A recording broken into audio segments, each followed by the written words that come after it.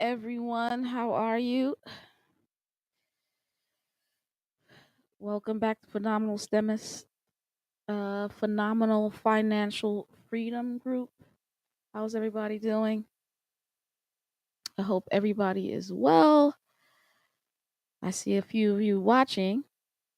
Tell me where you're watching from. Who are you and where are you watching from? Just don't forget, listen, guys. I know some of you are coming from YouTube and Facebook and LinkedIn. Those of you who are watching from LinkedIn, don't forget to subscribe to my YouTube channel. Those of you watching from Facebook, either my page or the group, don't forget to subscribe to my YouTube channel and share this. Also, parents, those of you who want to prepare your children in STEM, my book, The Phenomenal STEMist, is out in Amazon now, celebrated a year since I wrote the book, a year since it came out, it was published on Amazon. So happy anniversary. Do you know what today is? Well, it was last week, but be sure to get it so that you can educate your children in STEM specifically. Those of you who want some more help in terms of certain activities to do, especially for the summertime, don't forget Phenomenal STEM Camp. Phenomenal STEM Camp starts in June or July. So register your children for that phenomenal month STEM camp. All right. All the information can be found on www.phenomenalstemist.com. Thank you so much. Thank you so much. Number one fan, my mother. I see other fans watching. I see other people watching. Tell me where you're watching from. Greet me. Greetings to you all. All right. Well, that's enough homework for today. I've come to talk about 3 ways to avoid student loans. 3 ways to avoid student loans. The article is posted on Phenomenal Financial Freedom. I encourage you guys to really avoid student loans. I am student loan debt free. However, I did take out loans in college. I took out loans, but I only took out one type of loan, which was the federal subsidized Stafford loan, which was limited. So I had to find other ways to support myself and get an education. Um, I think student loans are, I don't, I just, it's so important that you guys avoid student loans as possible. Right now, 43 million Americans are impacted by student loans, and a total of $1.6 trillion, $1.6 trillion in debt. My goodness, my goodness, my goodness, guys. If you're going to school now, let's say you want to go to school later, have somebody else pay for it. Have somebody else pay for it. I had a student loan in college, but when I went to graduate school, I said, nope, I'm not taking out loans for college, for graduate school. I went through graduate school for free. Somebody else paid me to go to school. So you can do that right now. You can find people to pay you to go to school. Okay? So please, please. What are the 3 ways? Number one, the first way is you have to fill out a FAFSA form. You'll be surprised how many students do not fill out this form. They do not fill out the free application for federal student aid, the free application for FAF, right? Federal student aid. All right. So many people don't do that. Why should you fill out the FAFSA form, and when should you do it? You should do it right away. Right away. Especially those of you who want to go to school in the fall, you should have already have filled out that form. FAFSA, free application for federal student aid. That's how you're going to get scholarships. That's how you're going to get grants. You cannot get scholarships and grants without filling out the free application for federal student aid. Don't think that you can't um you won't get anything, so there's no need to fill out the form. There are scholarships that are not need based, but we only give them. I'm on 2 scholarship committees at my institution.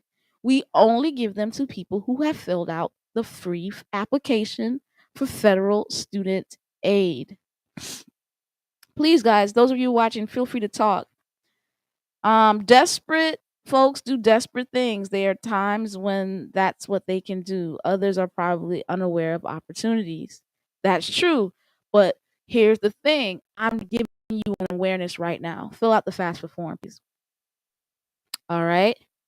So about $120 billion are awarded to students who fill out the FAFSA via grants, scholarships, either need-based or merit-based. But many people don't feel they qualify and they don't fill it out.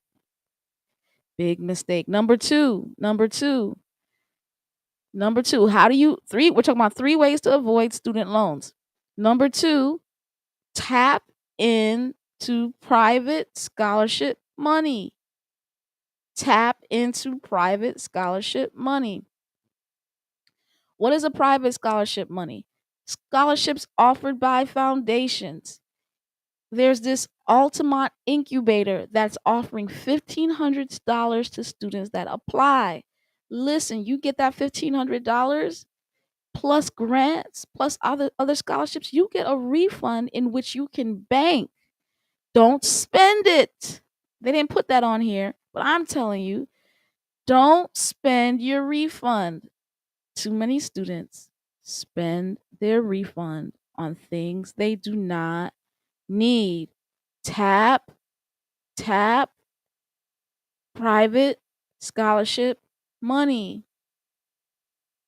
Churches offer $200 3-way scholarships and $500 scholarships.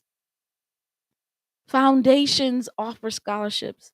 Independent organizations offer scholarships. How do you find out? How do you look for these scholarships? You go to FastWeb. FastWeb.com. I'm gonna share that with you. I'm gonna share my screen with you, and I'm gonna show you fastweb.com. Can you see it? That's FastWeb.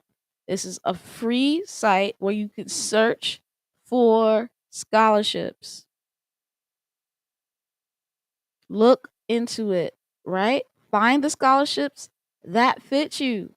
Find scholarships now. Put you are a student. Put your name.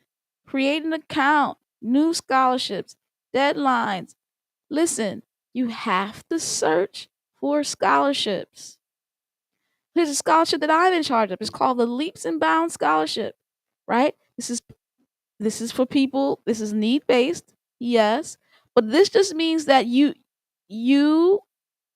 don't, you know, have a lot of money, or you don't depend on your parents for a lot of money, right? So, National Science Foundation is there to promote the retention of historically underrepresented students in STEM, right? You you have all kinds of programs that provide ways to be successful in STEM. In terms of eligibility, you have to be an underrepresented minority. You have to see it says show remaining financial need as determined by the FAFSA. See, you got to fill out the FAFSA form, right? There's some requirements, but apply. Apply. Number 2, tap scholarship money.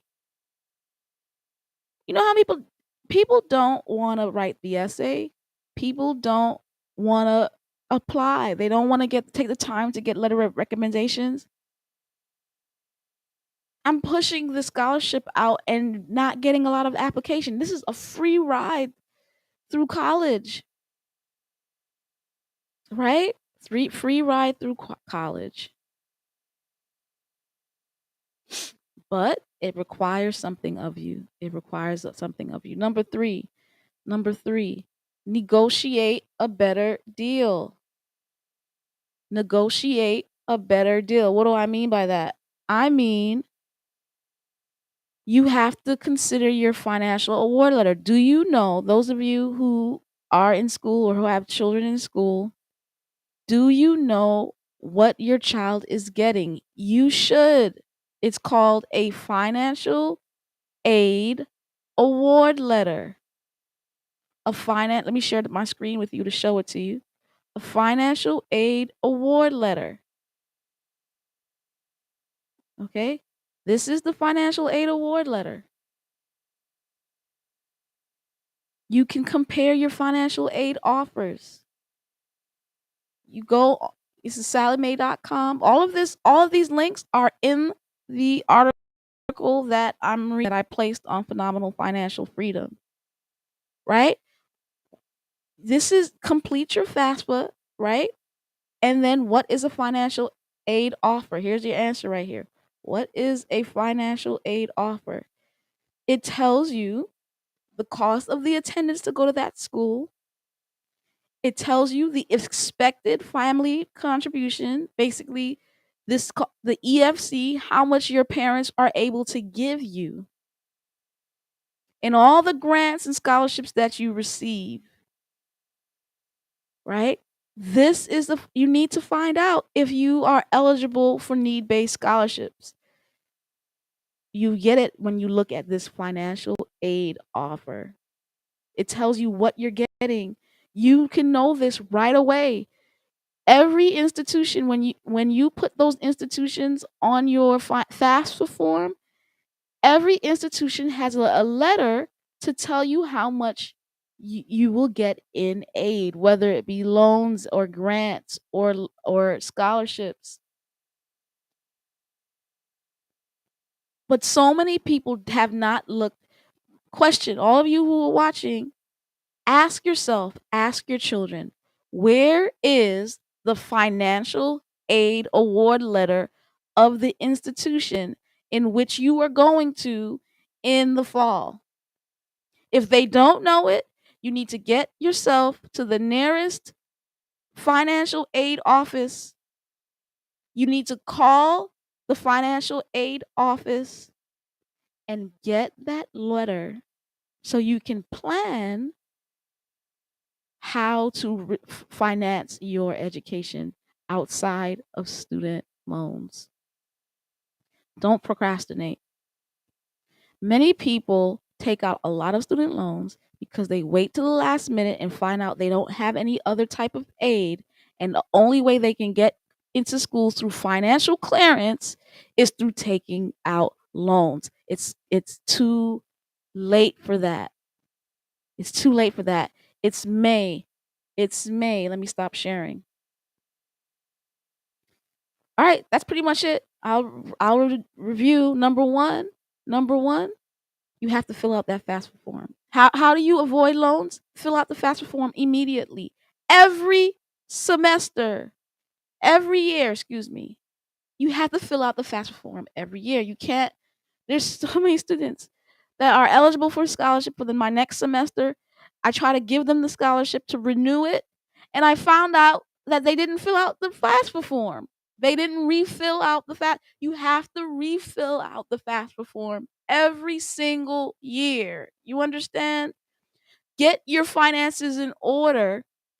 Know your IRS, get your IRS statements in order. So many students whose parents don't fill out their IRS forms have stalling in their financial aid because the FAFSA form takes into consideration your parents' tax returns. Get your forms in order now. Do not wait till September. Do not wait till August when you're trying to go to the institution. Do it right now. As soon as you got accepted to that institution for college and you've decided that's where you're going, you should know, you should fill out the FAFSA. You should look for scholarship money to support yourself through that institution, and you should negotiate a better deal using a financial aid letter. You say basically, you have two people choosing you.